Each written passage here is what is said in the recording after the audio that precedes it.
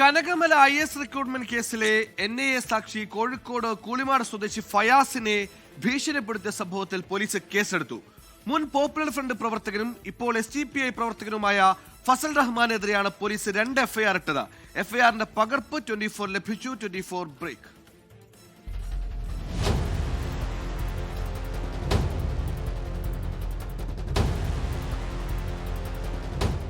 രാജ്യസുരക്ഷാ പ്രാധാന്യമുള്ള തീവ്രവാദ കേസിലെ നിർണായക സാക്ഷിക്കു നേരെയാണ് ഭീഷണിയുണ്ടായത്. 2016 NIA രജിസ്റ്റർ ചെയ്ത കനകമല IS ഭീകരവാദ ക്യാമ്പ് കേസിലെ NIA കോടതിയിലെ നിർണായക സാക്ഷിയായിരുന്നു കോഴിക്കോട് കൂളിമാട് സ്വദേശി ഫായിസ്.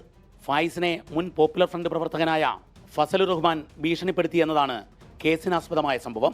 കോഴിക്കോട് മാവൂർ പോലീസ് 2 കേസുകളാണ് ഇക്കാര്യത്തിൽ രജിസ്റ്റർ ചെയ്തത്.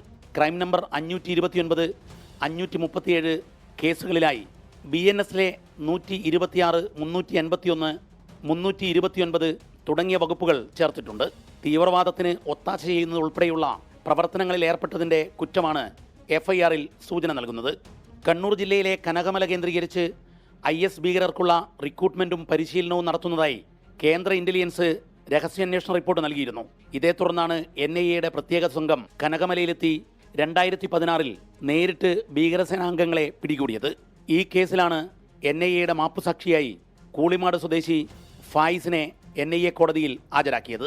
നിർണായക മൊഴി ഇയാൾ നൽകുകയും ചെയ്തിരുന്നു. ഇതിൻ്റെ പേരിലാണ് കോഴിക്കോട് നിന്നും വിവിധ തവണകളിലായി മുൻ പോപ്പുലർ ഫ്രണ്ട് പ്രവർത്തകൻ്റെ ഭീഷണിയുണ്ടായത്. ലോക്കൽ പോലീസാണിപ്പോൾ കേസ് അന്വേഷിക്കുന്നതെങ്കിലും NIA കേസിൻ്റെ വിവരങ്ങൾ ആരാഞ്ഞിട്ടുണ്ട് എന്നുള്ളതാണ് ലഭിക്കുന്ന സൂചന. രാജ്യാന്തര തീവ്രവാദ കേസായതുകൊണ്ട് തന്നെ ഭീഷണി കേസും ചിലപ്പോൾ NIA ഏറ്റെടുത്തേക്കും. 24 കോഴിക്കോട്.